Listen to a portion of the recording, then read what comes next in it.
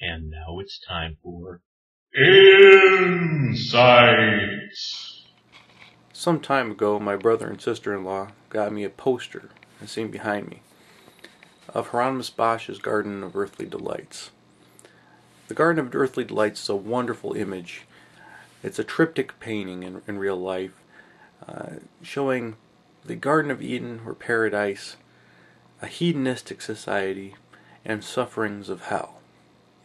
It has all manner of monstrous creatures and creations, combinations of stone and plant, animals and other animals, just fantastical creatures, things that could not possibly be, inanimate and animate objects mixed together in ways that they could not possibly be alive.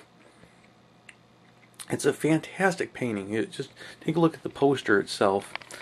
It doesn't give justice to any of the detail in the original.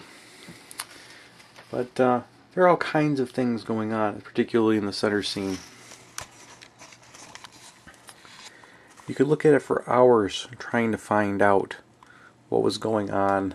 There's individual little things happening in all the different corners. Now, some say he was influential on surrealism, but he was not a surrealist. And the reason why he was not a surrealist is that Bosch was a realist.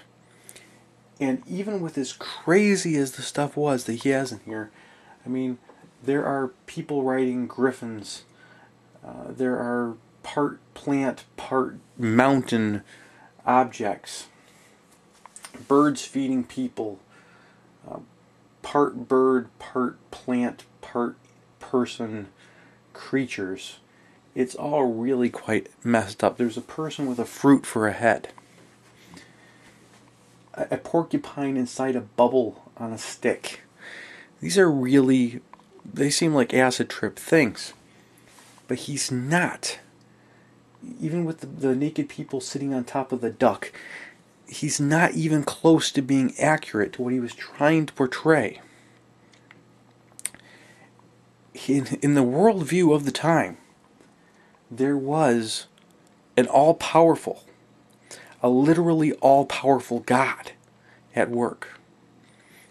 What this means, and this is something that has been lost since the Middle Ages in the West, the very notion of an all-powerful God says that the impossible does not exist. That God made things and did things that are truly, for all intents and purposes, impossible. We would think of them as impossible. They didn't really see the impossibility of it. The reason why they believed a lot of the things they did, the notion of the doctrine of signatures, where a small stone, if it looks like a kidney stone, it might cure you of kidney stones. A plant that looks like some part of your body might cure this, because God would have made these little hints in things. God would have created these monsters, and that they were everywhere, and we just weren't seeing them at this point. And this is just kind of mind-boggling to think that Bosch really didn't capture all of it. He wasn't the only one who did this. There are many different medieval painters who captured some piece of this. But when you think about how this is actually closer to the reality that religion portrays, that the notion of there being an actual God is not nearly portrayed by this. It's much more fantastical. Any kind of myth that you could have imagined will not add up to the amazing craziness of this notion. I should be able to cut open a tree trunk and find a tiny man with a banjo. That should not be an unusual occurrence if there was an all-powerful God that put everything together. We should have little gemstones that whistle to us and broomsticks that fly. And that should not be an unusual occurrence.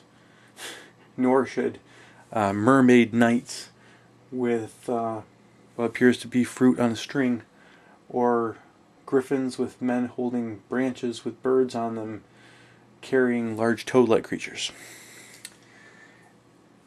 This is what we should expect. Even more so, if the God of the religions really existed.